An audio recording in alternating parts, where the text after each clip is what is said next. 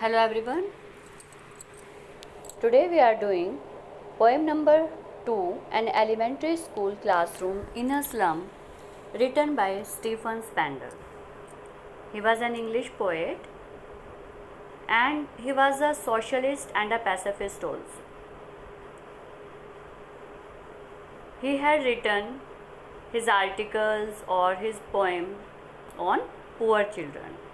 An elementary school classroom in a slum is also a poem showing the social injustice and class inequalities. He is very much concerned about the poor children, as we can see in this poem also. Let's start the poem. Far, far from gusty waves, these children's faces, like rootless weeds, the hair torn round their pallor.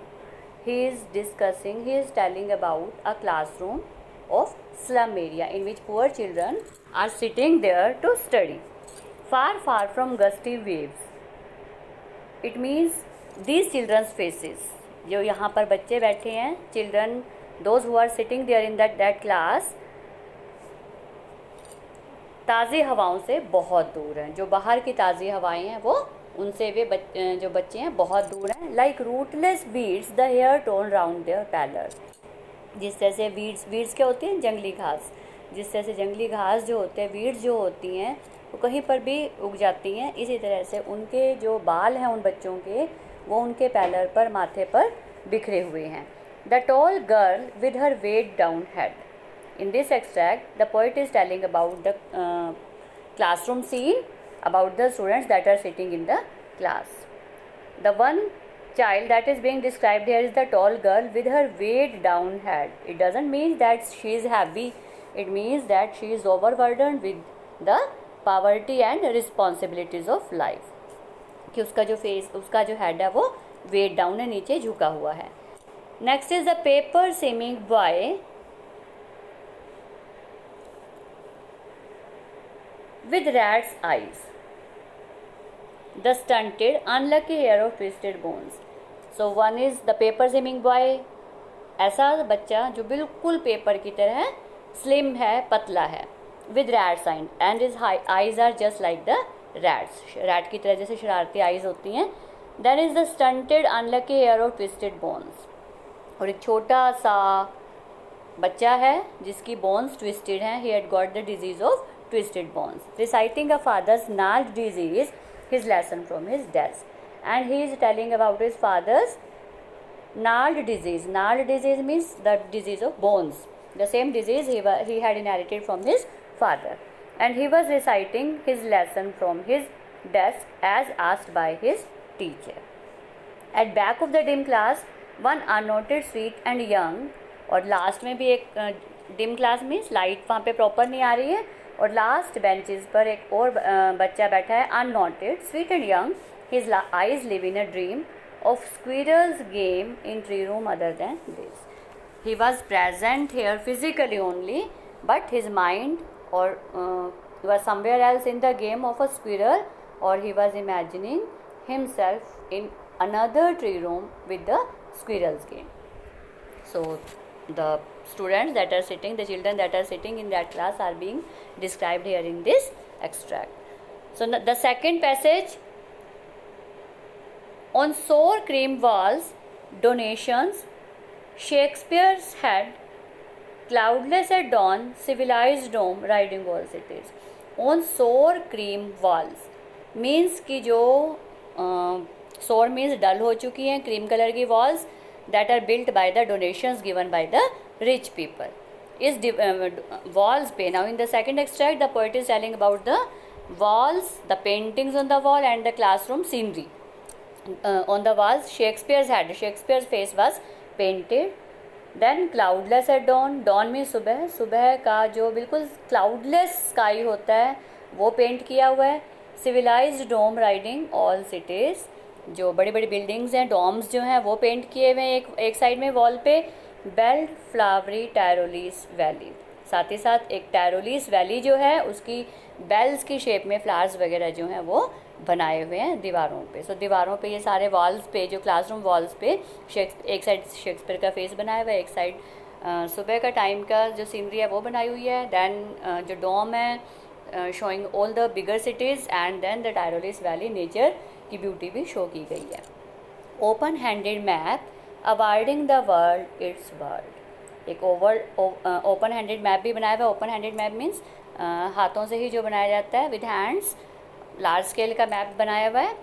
Showing the world its world, उन बच्चों को उनकी बाहर की दुनिया, बाहर का world दिखाते हुए। And yet for these children these windows not this map their world where all their futures painted with the fog. But still इन बच्चों की जो विंडोज़ हैं, इन बच्चों का जो वर्ल्ड है वो सिर्फ इनकी विंडोज़ ही हैं, ये मैप नहीं है। और इनकी जो वर्ल्ड है वहाँ पर उनका future that are painted with the fog, उनका जो फ्यूचर है दैट इज़ ब्लीक और यू कैन से फोगी, धुंधला सा है, कोई फ्यूचर उनका अच्छा नहीं है। Because they had to live their lives in that slum areas only that is full of fog. A narrow street sealed in with a lead sky,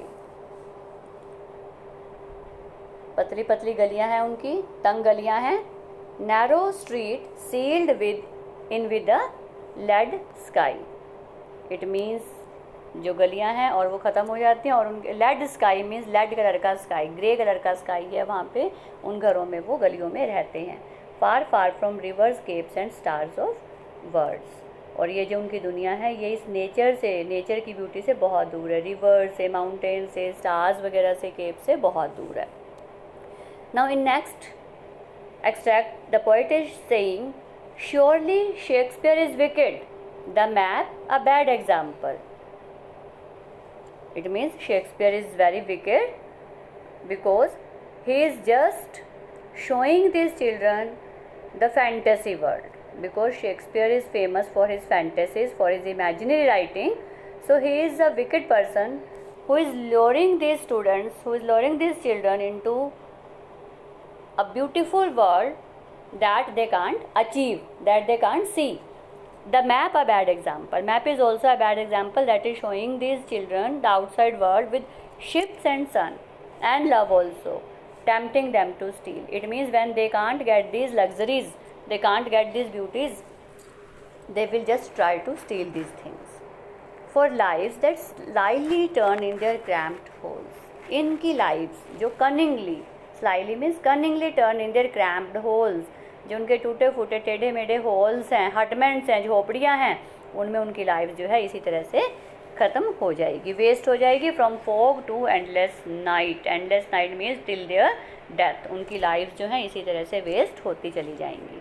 on their slag heap, slag means waste, कूड़ा, कूड़े का ढेर, इन्हीं waste heap पर ही these children wear skins peeped through by bonds. It doesn't mean that they are wearing these skins, it means that their skins are so thin that we can peep through them and see their bones also. कि इतने कमज़ोर हैं वो कि उनकी हड्डियाँ तक, उनकी bones तक दिखाई देती हैं।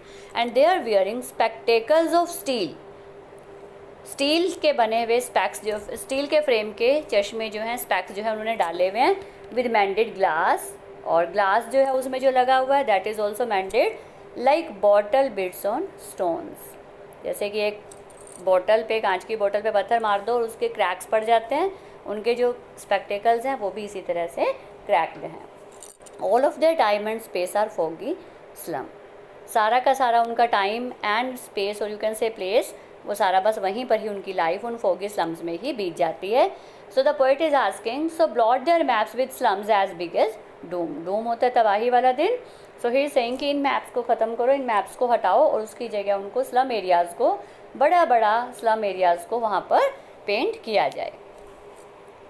In the last extract the poet is saying, unless governor, inspector, visitor, जब तक कि ये गवर्नर, इंस्पेक्टर या विजिटर यहाँ पर नहीं आते स्कूल में, the map becomes their window, ये मैप इनकी विंडो नहीं बनता, and these windows that shut upon their lives like catacombs, और जो ये विंडोज़ हैं जो इनकी लाइव्स पे कैटाकॉम्स की तरह, कैटाकॉम्स मीन्स कब्रों की तरह, ये बंद हुई पड़ी हैं। It means they are wasting their lives and they will die here only in these slummy areas, the poet is asking now break open till they break the town, कि in Windows को तोड़ दो, ऐसा ना हो कहीं ये town को ना तोड़ दें, इट मीन्स ये बाहर ना निकल कुछ गलत ना कर दें. And show the children to green fields. Now let this children come in to green fields. They should also come to enjoy nature and make their world run azure on gold sands. Azure होता है naked, barefoot sorry, नंगे पैर चलना. Run azure on gold sands, कि gold sands पर रेतीली धरती पर वो barefoot चलें, enjoy करें nature को. And let their tongues run naked into books, the white and green leaves open. Let their tongues run naked into books. यहाँ पे मतलब ये नहीं है कि उनको बुक्स में पढ़ाया जाए, इसका मतलब ये है कि white and green leaves means जो हमारी ज़मीन है, एंड वाइट मीन्स स्काई, कि उनको they just should let into the world and enjoy the nature as it is, कि उनको बाहर का एक्सपीरियंस शो किया जाए. They should be fed first of all, उनको खाना खिलाया जाए. They should not be hungry enough, and then after that they should get experience from nature itself.